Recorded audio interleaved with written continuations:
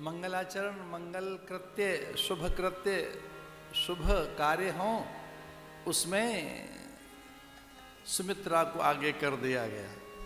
आप करो, आप करो।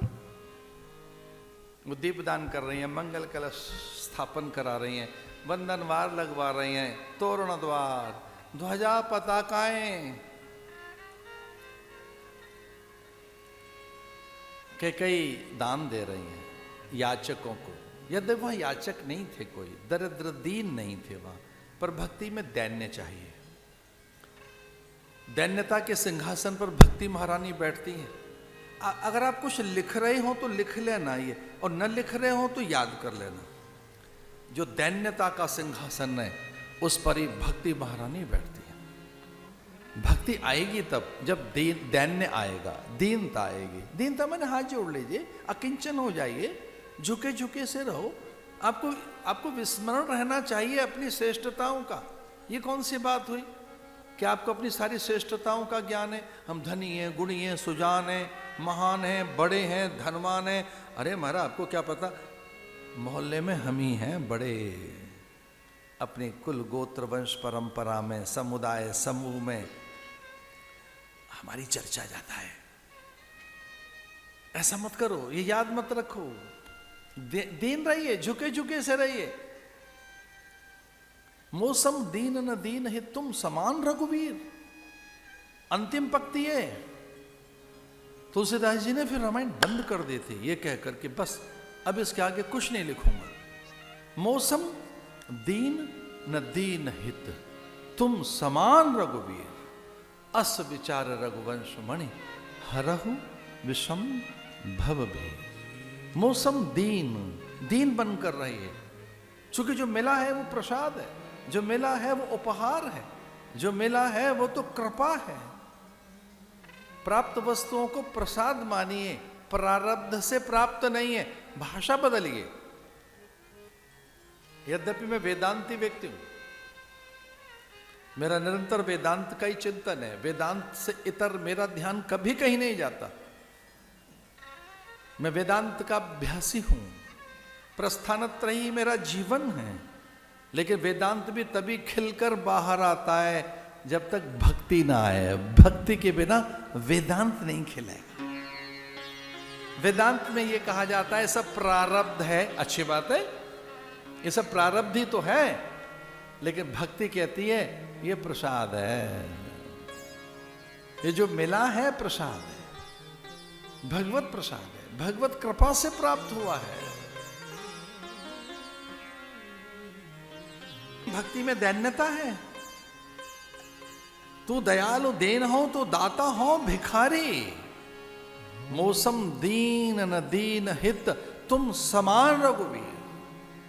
बड़ों के सामने दीन रहिए, हाथ जोड़कर बैठा करो, थोड़ा शीश झुका कर बैठा करिए, बैंड हो जाइए, थोड़े झुक जाइए। और जीतना है तो झुकना होगा। विजेता वही है, दौड़कर सबसे आगे वही पहुंचा है जो झुककर पहले धरती को छूता है और फिर दौड़ लगाता है। न हु इज विनर? विजेता है कौन? विजेता तो वही है जो पहले झुकता है, झुककर धरती माता को ऐसे संतुलन बनाता है कि मां मुझे थाम लेना, और दौड़ में मुझे सबसे आगे निकलना है। जो तना रहता है वो कभी नहीं जीत पाता।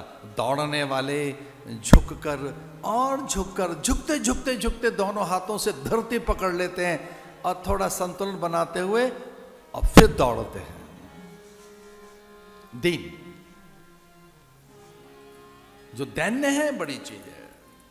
तो जितने दीन थे, याचक थे, उनको दान दिया जा रहा है।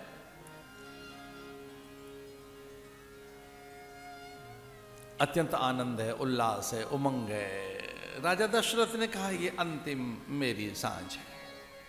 मैं कल भोर में तो राजा नहीं रहूंगा, इसलिए प्रणाम कर लें, कृतज्ञता व्यक्त कर लें, सबको धन्यवाद दे दें। कुछ भूल तो नहीं मुझसे हुई, कुछ मैंने अधिक कठोर दंड तो नहीं दिया, आप सब प्रसन्न तो हैं। कुशल क्षेम पूछ लें, कुशलता के समाचार। ये संवाद है, अपनों से संवाद करना चाहिए। अपनों से संवाद में संकोच न हो, उनकी कुशलता के समाचार लेते रहो। प्रीति विवर्धन होता है, इससे प्रीति बढ़ती है संवाद से। दूसरों के कुशल क्षेम पूछिए।